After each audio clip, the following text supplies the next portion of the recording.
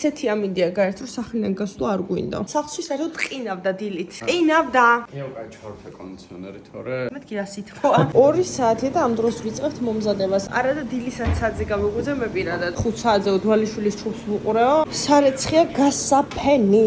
ტრიალები სამზარეულოში. კაცი ვიცი მე სამზარეულოში. იქცევა ქვეყანა და ეს შორტებით გამოვიდა. მე რატო ცივა?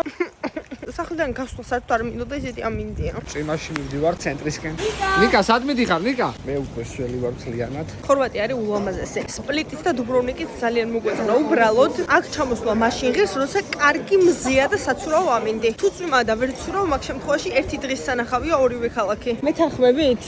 ველებურად ჩასმული ადამიანებიც არიან. ისია ვიღარც მახსოვს. მოწვი და კიდევ რაღაც. ნიკა მაიღო ლავანდა და მოწვი. იუ, ეს რა არის? ვიღაცამ ზე დარწყია მე მგონი. ვაიმე, ქუჩაზე მტრედი გდია. ვაიმე.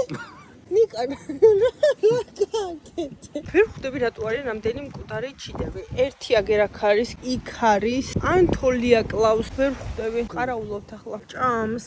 აი შოთა რუსთაველი. ადგილობრივი პასტის გასასინჯად მოვედით, რომელსაც ამზადებენ სახლურად. მაგრად წვიმს შემოვიყულეთ. იმედი აქედან არავინ არ გამოვა და შევა. ტანსაცმელი არ გვაქვს. ახლა მივდივართ მოლში. ჩვენი ტაქსი. ეს ერთადერთი რამეა, რაც კვირა დღეს მუშაობს. ამ მოლის დაბადების დღეა და ერთი ამბავია. ვინი გაიბურღად? სანამ ჩვენი შეკვეთა მოვა, ნიკა უეჭველი შეჭამს მთლიანად ამ ყველაფერს.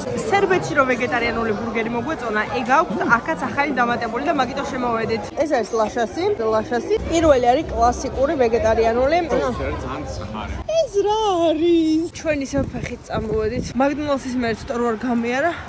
ნახეთ ვერ დავიძინებდი, 2 ბურგერი ვჭამე და ლაშამ შეიძინა ეს კურტკა. წყალგამძლე. ხვალ გავდივართ ლუბლიანასკენ, სლოვენიაში.